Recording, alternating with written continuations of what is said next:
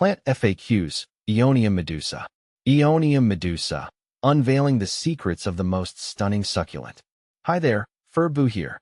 Today, we're diving deep into the world of succulents and focusing on a true showstopper, the Aeonium Medusa.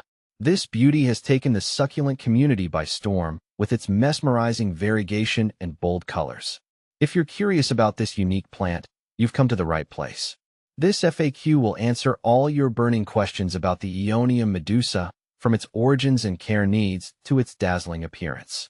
See more 91 species in genus Aeonium at monsteraholic.com. What is the Aeonium Medusa? The Aeonium Medusa is a captivating succulent believed to be a variegated sport of the Aeonium velour. This means it's a genetic mutation of the velour that resulted in its striking multicolored foliage. Why is it called Medusa? The name Medusa perfectly captures the essence of this succulent. Just like the mythical Gorgon with her serpent hair, the Aeonium Medusa boasts a crown of densely packed, snake-like leaves. The vibrant colors further enhance the association, with some leaves resembling writhing serpents bathed in fiery hues. What does the Aeonium Medusa look like? The Aeonium Medusa is a stunner. Here's what sets it apart. Coloration. The star of the show is undoubtedly the foliage. The leaves boast a deep mahogany base that transitions to almost black at the center. This dark core is then edged with a vibrant red, especially during spring and summer. As winter approaches, the edges soften into a creamy white, creating a stunning contrast. Form. The Aeonium Medusa forms a rosette of fleshy, spoon-shaped leaves.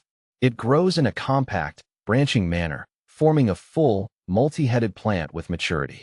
Size. This succulent can reach a height of up to 40 centimeters, 16 inches, and a similar spread within 5 years.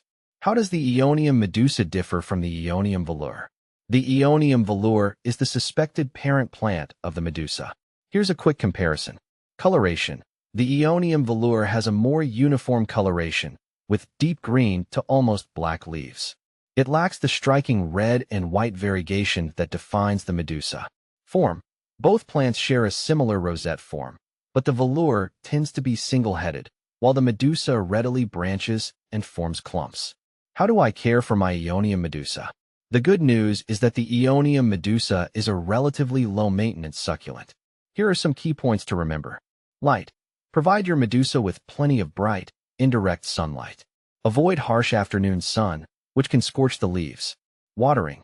Water thoroughly when the soil feels completely dry to the touch. Overwatering is a major threat, so err on the side of underwatering. Soil. Use a well-draining succulent or cactus mix. Ensure the pot has drainage holes to prevent waterlogging. Temperature. The Aeonium Medusa thrives in warm climates. Protect it from frost and freezing temperatures. How can I propagate my Aeonium Medusa? This succulent is quite prolific and propagates easily through offsets, pups, that form at the base of the main plant. Here's how. Gently remove the offsets from the mother plant using a clean knife or your fingers. Allow the offsets to callus over for a few days in a cool, dry place.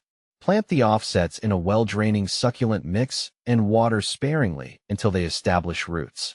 Where can I buy an Aeonium Medusa? Due to its popularity, the Aeonium Medusa might require some hunting. Look for reputable online succulent retailers or specialized nurseries that carry exotic succulents.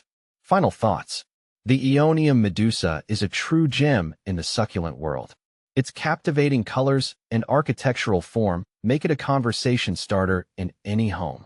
With proper care, this stunning succulent will reward you with years of beauty. So, why not add a touch of mythical allure to your succulent collection?